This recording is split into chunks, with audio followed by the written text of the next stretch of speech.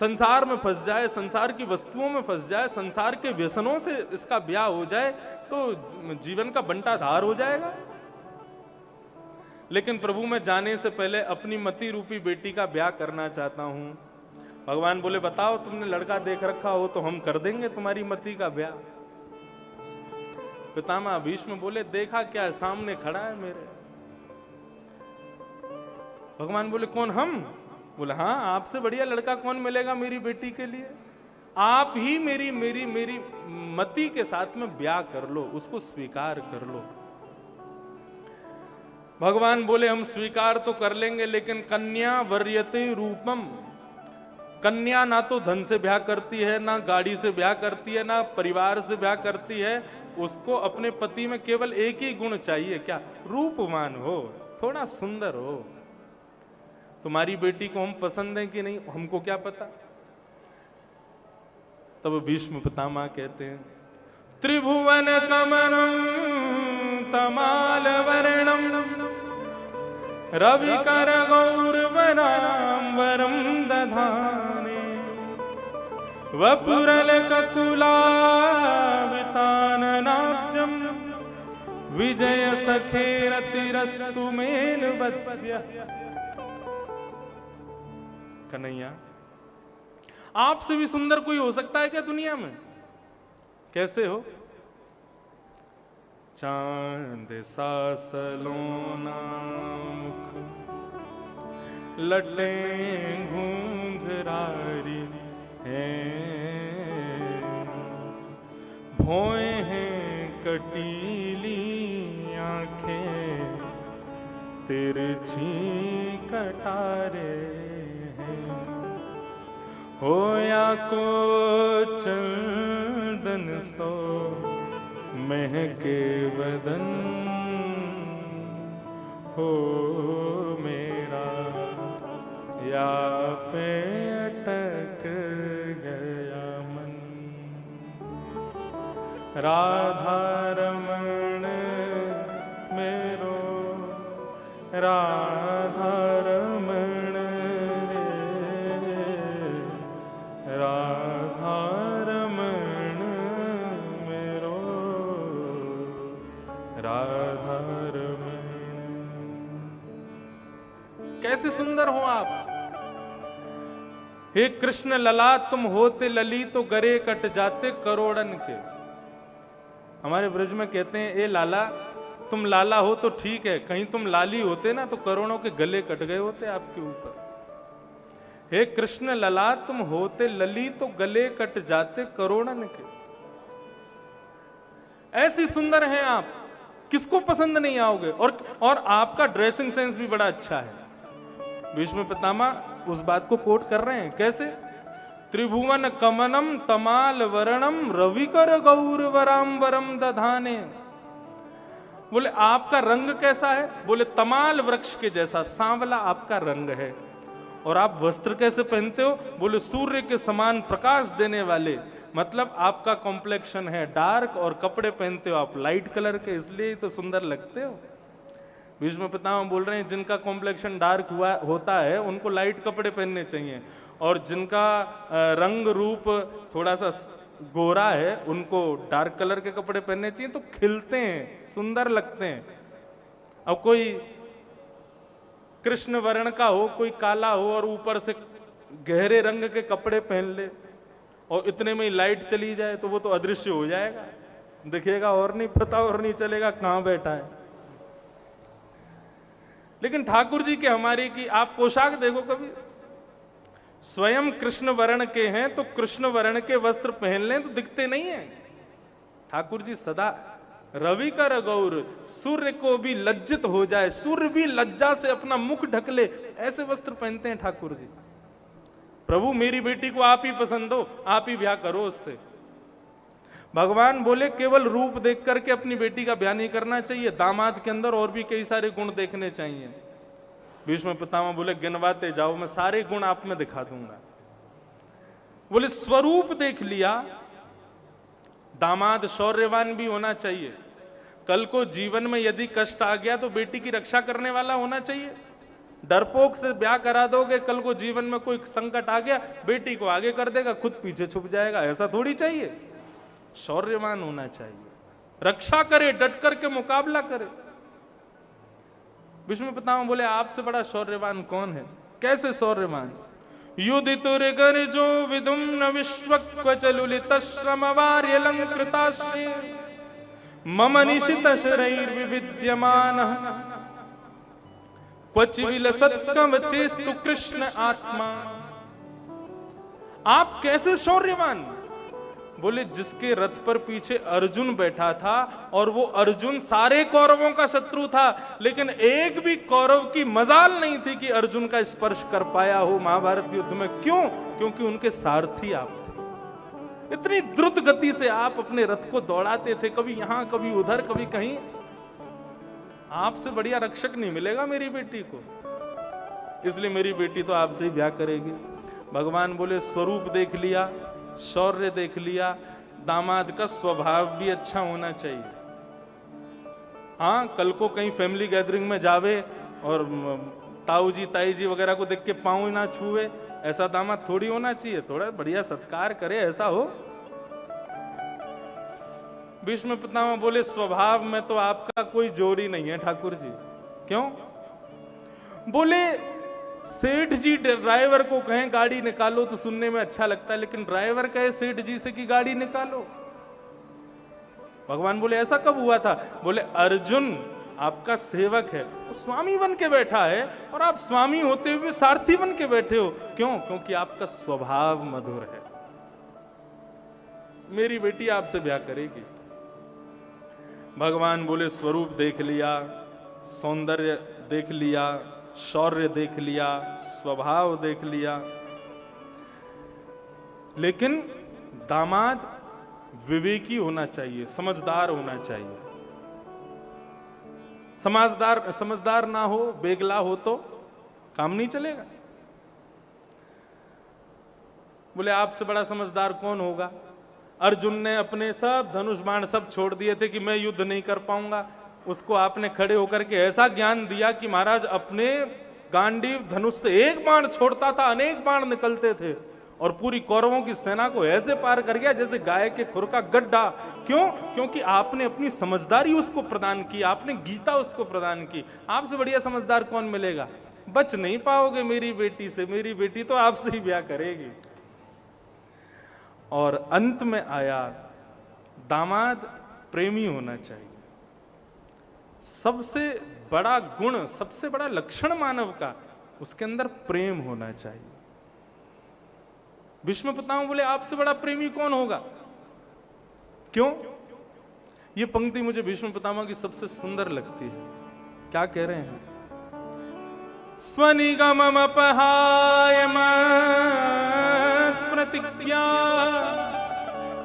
मृतमधिकर्तुम बप्लुतो रथस्थः धृतरथ चरणो भयाशलद्गुः हरिरिवहन्तु विभं गतोत्तरीय।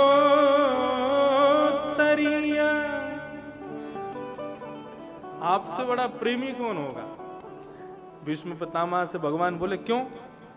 बताओ हम कैसे प्रेमी हैं? भीष्म पितामह बोला बैठ जाओ, एक कथा सुनाता हूं। भगवान बैठ गए, पांडव भी बैठ गए। भगवान बोले, भीष्म पितामह बोले महाभारत का युद्ध सुनिश्चित हुआ तो अर्जुन और दुर्योधन दोनों गए भगवान के पास और दोनों ने जाकर के कहा महाभारत युद्ध होने वाला है, आप किस तरफ रहोगे? तो भगवान ने क्या कहा? एक तरफ मैं रहूंगा, एक तरफ मेरी सेना रहेगी। मैं दो तरफ नहीं रह सकता, तो एक तरफ अपनी सेना दे दूंगा, एक तरफ मैं रहूंगा। और मैं तो प्रतिज्ञाबद्ध हूं कि मैं शस्त्र नहीं उठाऊंगा, मैं जहां जाऊंगा वहां निहत्था जाऊंगा, शस्त्र नहीं लूंगा। दुर्योधन छूटते ही बोला तो क्या वहां पे आरती करूंगा आपकी? मैं सुबह शाम आरती हो, युद्ध के पहले युद्ध के बाद ओम जय जगदीश हरे। क्यों? क्योंकि तुम शस्त्र तो उठाओगे नहीं। क्या करोगे फिर युद्ध में? भगवान बोले कुछ नहीं, खड़े रहेंगे या बैठे रहेंगे, इसके अलावा कुछ नहीं करेंगे। दुर्योधन बोला तो फिर हम आपको नहीं लेके जाएंगे, आपकी सेना दे दो। भगवान बोले ले जाओ। सेना लेकर के दुर्योधन चला गया। अर्जुन से भगवान बोले फंस गया, अब तुझे मुझको ही लेके जाना पड़ेगा, और मैं तो ऐसे ही रहूंगा, बिना किसी अस्त्र शस्त्र के रहूंगा। अर्जुन बोला पूरा कॉन्सेप्ट ही गलत हो गया ठाकुर जी। क्यों? बोले आपको ये बात किसने कही कि मैं मांगने आया हूं? भगवान बोले मतलब? बोले दुर्योधन मांगने आया था तो आपने सोचा अर्जुन भी मांगने आया है, मैं मांगने नहीं आया। भगवान बोले तो फिर हमसे कुछ मांगने आए हो या हमको मांगने? क्या तुम्हारा क्या है बताओ, किस लिए आए हो? अर्जुन बोला ना आपसे मांगने आया हूं ना आपको मांगने आया। तो अर्जुन ने तुरंत दंडवत किया, बोले खुद को देने आया हूं आपको। बोले प्रभु महाभारत युद्ध होने वाला है, विराट युद्ध का सामना करने के लिए अर्जुन जाने वाला है। यदि मैं आपको मांगूंगा ना तो आपकी जिम्मेवारी हो जाएगी मेरी। इनको खाना खिलाओ, इनको निलाओ, इनको धुलाओ, इनको सुलाओ, इनको उठाओ, आप मेरे गेस्ट हो जाओगे। लेकिन मैं आपको मांगने नहीं आया, मैं तो खुद को देने आया हूं। प्रभु महाभारत युद्ध होने वाला है, अब मुझे बताओ मैं क्या करूं? आप जो कहोगे मैं वो करूं। यही है भक्ति। अपनी जिम्मेवारी अपने ऊपर मत रखो, इतनी टेंशन काहे को पालनी सिर पे, ठाकुर जी पे छोड़ो। मैं एक भजन में गाते हैं ना, कैसे है वो? अच्छा हूं या बुरा हूं, जैसा भी हूं तुम्हारा, ठुकराओ ना मुझे अब, चरणों में सर झुकाऊं। हे प्रभु मुझे बता दो, चरणों में कैसे आऊं। हे प्रभु मुझे बता। हम लोग गलती सबसे बड़ी कहां कर देते हैं कि हम सब कुछ अपने ऊपर लेके चलते हैं। ठाकुर जी पे छोड़ो, सुख दो, दुख दो, जो दो, मेरी भलाई सोची होगी आपने, मैं सब स्वीकार कर लूंगा। वास्तव में आप ठाकुर जी के द्वारा प्रदान की गई हर परिस्थिति को स्वीकार करोगे ना, आपको दुख का अनुभव होना कम हो जाएगा, वो अनुभव नहीं होगा फिर उसका। अर्जुन ने भगवान को कहा कि मैं खुद को देने आया हूं, लेकिन यहां पर कथा कुछ और चल रही है, सुनो। भीष्म पितामह बोले जैसे ही दुर्योधन पूरी सेना लेकर के आया, सब बड़े नाचने लगे, आनंद करने लगे, उत्साहित हो गए, अरे हमारी सेना दुगनी तिगुनी हो गई, ठाकुर जी ने अपनी सेना दे दी। लेकिन मैंने दुर्योधन से पूछा, दुर्योधन सेना लाए हो, द्वारिकाधीश को क्यों नहीं लाए? तो बोले उन्होंने तो ऐसा कहा था, एक तरफ मैं रहूंगा एक तरफ सेना। और भैया उन्होंने तो कितनी बड़ी बात कही काका, उन्होंने कहा कि मैं शस्त्र नहीं उठाऊंगा। अब जब वो शस्त्र नहीं उठाएंगे तो उनको ला करके मैं क्या करता, इसलिए मैं सेना ले आया। भीष्म पितामह बोले उन्होंने प्रतिज्ञा की है कि वो शस्त्र नहीं उठाएंगे। बोले हाँ उन्होंने प्रतिज्ञा की है। भीष्म पितामह बोले तो ठीक है, वे प्रतिज्ञा कर रहे हैं मैं शस्त्र नहीं उठाऊंगा, तो मैं भी प्रतिज्ञा लेता हूं। वासुदेव कर चक्र न धरहि तो तुमको मुख न दिखाऊं, लाजत है मेरी गंगा जननी में शंतनु सुत न कहाऊं। यदि वासुदेव श्री कृष्ण ने महाभारत युद्ध के मध्य में शस्त्र नहीं उठाया तो मैं संतनु का बेटा नहीं, किसी को मुख नहीं दिखाऊंगा। मरूंगा तो मेरा शव उल्टा गिरेगा, किसी को मुख नहीं दिखाऊंगा अपना। मैंने भी प्रतिज्ञा ले ली। महाभारत युद्ध होने लगा, पांडव कौरवों की सेना को नष्ट करने लगे। दुर्योधन भीष्म पितामह से कहने लगा हमारा अन्न खाते हैं, भला चाहते हैं पांडवों का। उस समय भीष्म पितामह कहते हैं ए दुर्योधन इतना क्यों बोल रहे हो? बोले इसलिए बोल रहा हूं क्योंकि देख नहीं रहे हो हमारी सेना खत्म होती जा रही है और आप यहां खड़े खड़े आनंद कर रहे हो। अपना रौद्र रूप क्यों नहीं प्रकट करते पितामह?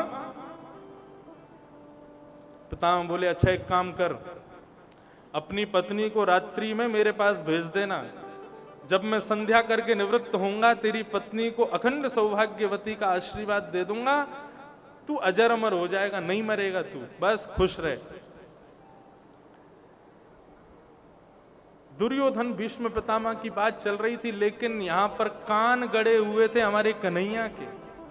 सब सुन रहे थे क्या बातें चल रही हैं।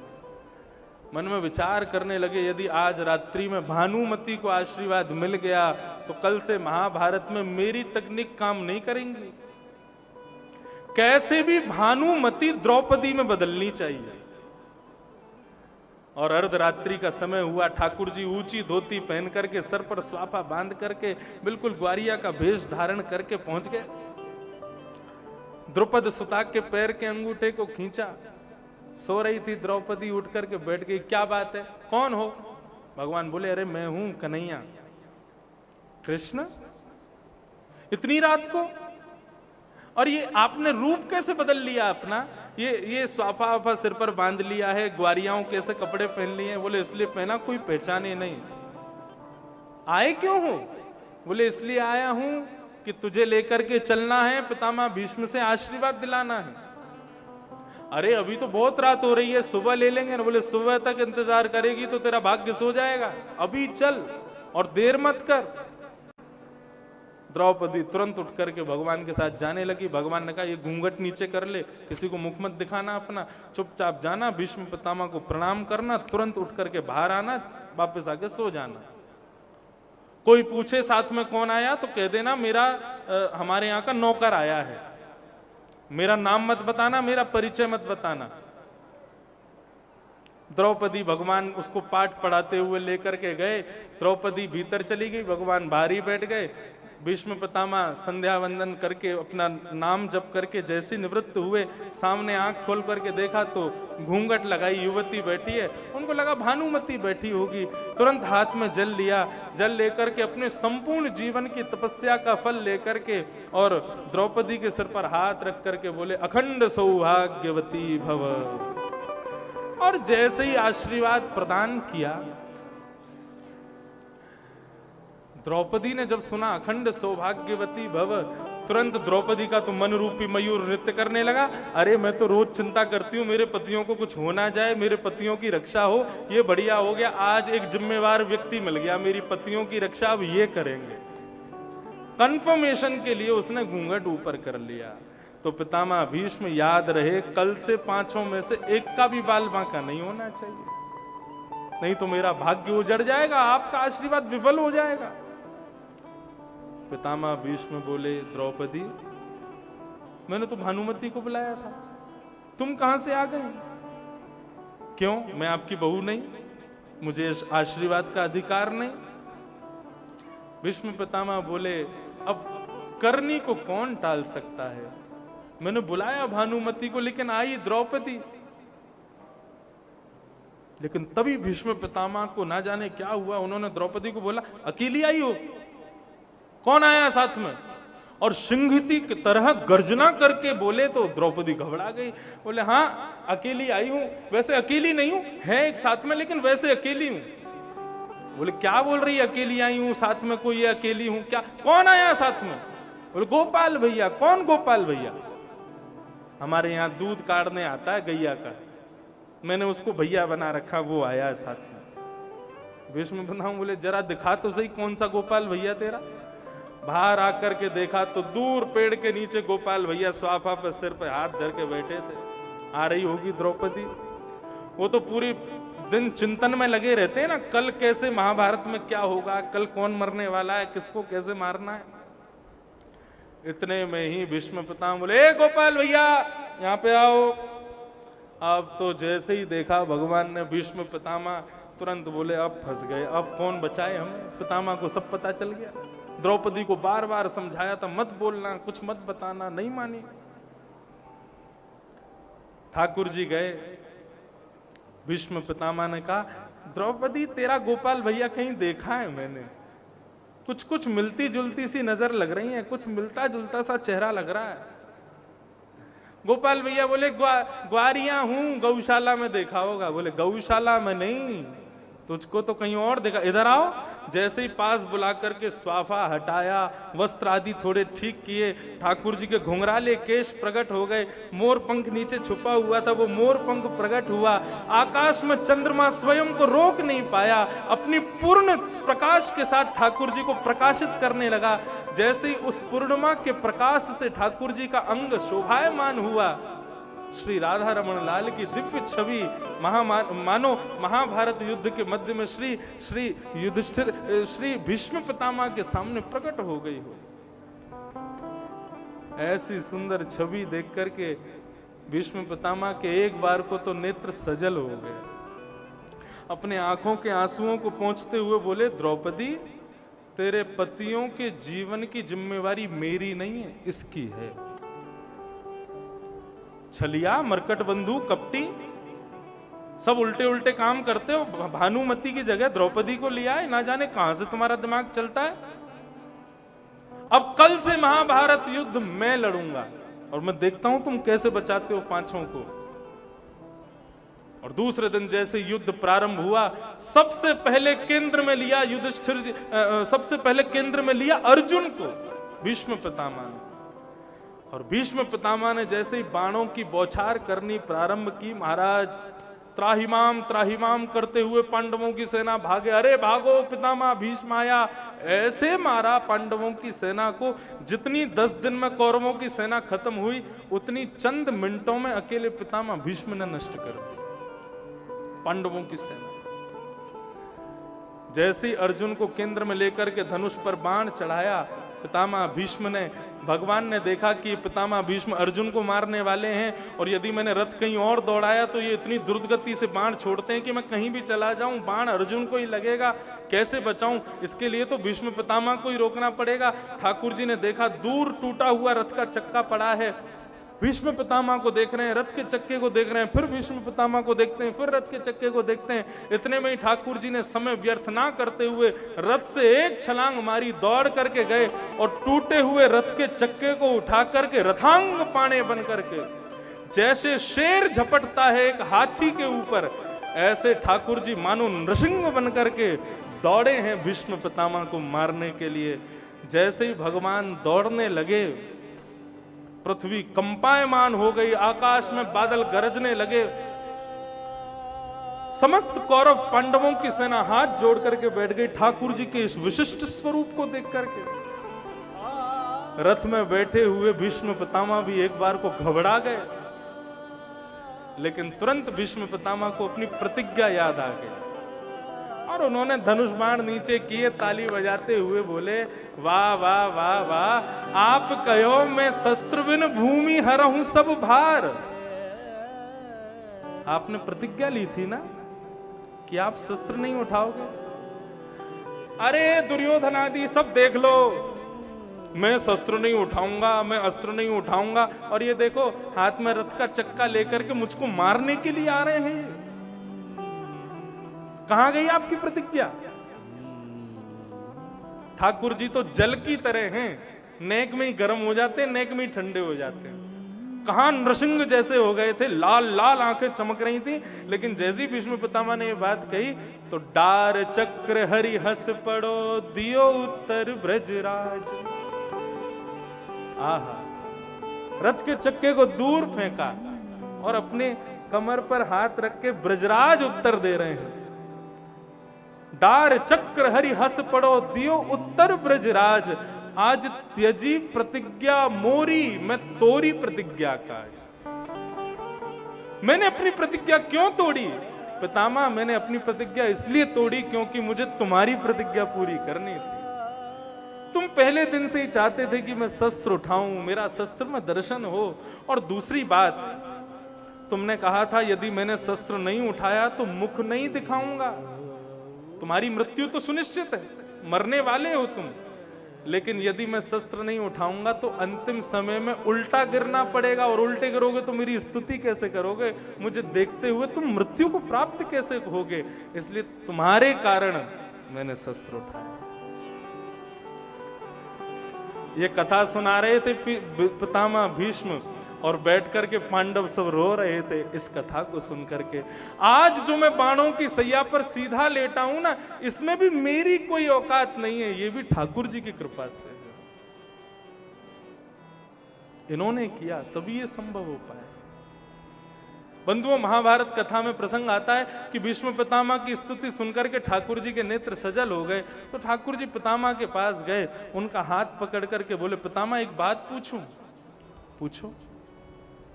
तुमने कौरवों का संग क्यों किया? तुम जानते नहीं थे क्या कि कौरव कैसे हैं? ये अविवेक पूर्ण कृत्य तुमने क्यों किया? जिन्होंने द्रौपदी का चीरहरण किया, जिन्होंने पांडवों के हक का हस्तिनापुर छीन लिया, तुम उन कौरवों के साथ में खड़े हो। तुम पांडवों के पक्ष में क्यों नहीं रहे? पितामह ने इतना सुंदर उत्तर दिया। भीष्म कहते हैं कि प्रभु, यदि पांडवों के पक्ष में होता ना, तो या तो आपके दाएं में खड़ा होता या आपके बाएं खड़ा होता, आपका सर्वांगीण अंग का दर्शन नहीं हो पाता। मैं तो इसलिए कौरवों के पक्ष में गया ताकि मेरे श्याम सुंदर मुझको दिखते रहें, सामने से उनका दर्शन होता रहे। आप कब रथ चलाते हो, कब चाबुक मारते हो, घोड़ों के चरणों से, घोड़ों के खुरों से उड़ने वाली रज जब आपके प्रश्वेत के बिंदुओं को छूती है, किसी ने नहीं देखा, मैंने देखा। आपके एक एक स्वरूप का दर्शन मुझको मिल सके, मैं इसलिए कौरवों की तरफ गया, मैं इसलिए कौरवों के पक्ष में गया। पितामह भीष्म को ठाकुर जी ने मानो उनके हाथ को ही अपने हृदय से लगाया, मानो पितामह को ही हृदय से लगा लिया। और देखते ही देखते ठाकुर जी को पितामह भीष्म अपनी स्तुति के अंत में ब्रज को याद करते हैं। ललित गति विलास बल गुहास, प्रणय निरीक्षण कल्पितो रुमान, कृतमनुकृतवत्य उन्मदान्ध, प्रकृति मगन किल यस्य गोपवध्वा। पितामह भीष्म कहते हैं, बोले प्रभु, अब मैं अपने प्राणों को त्याग रहा हूं, और आपके शास्त्र कहते हैं अंते यामति सागति, अंत में जो सोचो वो मिलता है। तो मैं आज ब्रज वृंदावन को याद करता हूं। हे ठाकुर जी, मैं उस वृंदावन का स्मरण करते हुए प्राणों को त्याग रहा हूं, ताकि अगले जन्म में मुझे वृंदावन प्राप्त हो। एहु विधि ना तो पे अचरा पसार मांगू। या तो कुंभनदास या कृष्णदास, दोनों में से किसी का ये पद है। एक लाइन ही सुन लो, क्या कह रहे हैं? एहु विधि ना तो पे अचरा पसार मांगू, जन्म जन्म दीजो याहि ब्रज वसेगो। अहिर की जात समीप नंद घर। हे विधाता, यदि तुम मेरी एक किसी बात से भी प्रसन्न हो गए हो ना, तो उसके बदले मुझे अगला जन्म दो ना, तो इस ब्रज में ही देना। और अगला जन्म नहीं, जन्म जन्म दीजो याही ब्रज वसे, इस ब्रज में ही हमारा जन्म। मोरहु बनाओ तो बनाओ श्री वृंदावन को, जो नाच नाच कुहक कुहक आप कूरी जाओ। बंदरहु बनाओ तो बनाओ श्री वृंदावन को, जो कूद कूद डालन पे भोर को जगाओ। कुछ भी करना कृपा, लेकिन ठाकुर जी हमें वृंदावन ही देना।